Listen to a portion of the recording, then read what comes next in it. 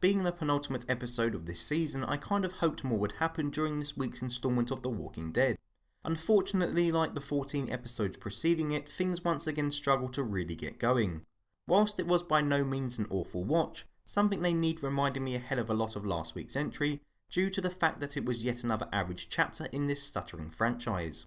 So what actually happened this time around? Well, first off, Rick finally managed to solve his gun problem by travelling to Oceanside and taking all of their shit. Although the whole thing was a morally ambiguous sequence, I mean Rick was essentially robbing these poor people of their supplies, it was nice to see Rick's group actually work together and do something for once. Not since the raid on Negan's outpost last season have we seen his team be so in sync with one another, and it was a nice reminder of Rick's badassery and how effective he can be when leading others. I also like the fact that the explosions placed by Rick's group outside the compound actually caused the attention of surrounding walkers. We've seen a lot of people fire guns lately without any repercussions, despite constantly being told that walkers are attracted to noise, so it was nice to see this come back into play once again. I enjoyed the fact that Rick was also aware of this when he told everyone to wrap it up as quickly as they could. My biggest worry about this whole mini plotline is the fact that the showrunners may now completely forget about Oceanside, seeing as Rick has got what he needs from them. Personally, I would like to see some members of the community rebel against the Alexandrians. I mean, surely even if Rick does go on to defeat the Saviours, I think it would be stupid if the Oceansiders all gave him a free pass and forgot what happened during this episode. This guy just literally blew up areas surrounding their compound, took their members hostage and stole their weapons. This kind of action shouldn't go without a reaction. However, sadly I feel that the writers may plan to have Rick defeat the Saviours and then become a hero to the people of Oceanside, with them forgetting the fact that he barged in and stole all their supplies. I truly hope, however, that I'm wrong and that the actual journey between the two groups goes on to be more complex and well written. The second narrative strand this week centred on Sasha being captured by the Saviours. In regards to this, I found it kind of disappointing that things didn't immediately pick up from where last week's episode ended, with Sasha entering the Saviours HQ. It would have been great to see her frantically running and gunning her way around Sanctuary. Instead, this was completely skipped over, and the first time we see Sasha this episode is when she is captured in a cell. Obviously, I can't talk about Sasha without mentioning the Saviour who attempted to rape her. I always felt that Negan's stance on rape was one of the more interesting parts of his depiction in the comics, and it was nice to see this scene play out almost exactly like it does in black and white. Like the episode when Negan interacted with Carl, this is another scene which helps to slightly humanise him, which I know is a weird thing to say when talking about a guy stabbing someone through the neck.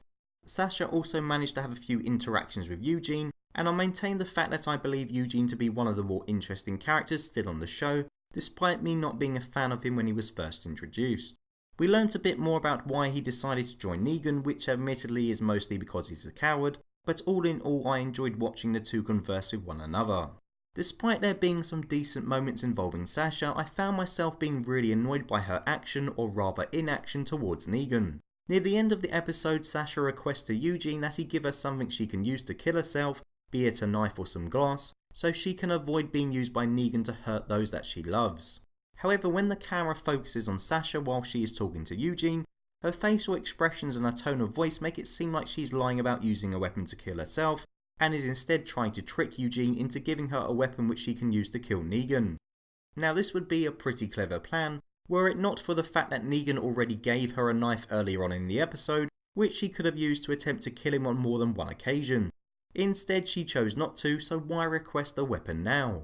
Well, apart from the fact that Sasha may just genuinely want to kill herself, which I personally don't believe is the case, the only reason I can think of her requesting a weapon to kill Negan is perhaps that she thinks Negan won't be expecting her to have anything dangerous in her cell, seeing as he has already taken his knife back, allowing her to surprise him. Even so, it's still a pretty weird convoluted plan, and seeing as Eugene ended up giving her a pill instead of a weapon anyway, her entire one-woman crusade against Negan may just end up being entirely pointless.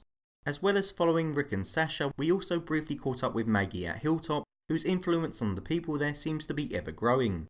Gregory, it seems, is not as keen on the idea of Maggie giving orders as the people of Hilltop are. There was a really nice shot of him debating whether to use his knife to literally stab her in the back when on the lookout for walkers. It reminded me of the scene when Rick attempted to reach for his gun when looking at Jesse's husband, and I hope we get to see Gregory visit Simon in the finale in an attempt to do something about Maggie's increasing influence. The final scene of the episode showed Dwight in Alexandria, stating that he wanted to help them. As a comic reader, I've been waiting quite a while to see Dwight finally switch sides, and I very much look forward to him telling Rick about what the Saviours really think about Negan, but are too scared to say to his face.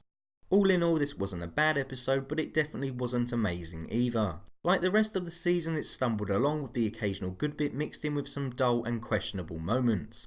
Next week's finale really needs to step it up a notch and get the whole war with Negan finally started, otherwise we could be in for another long drawn out 16 episodes come next season.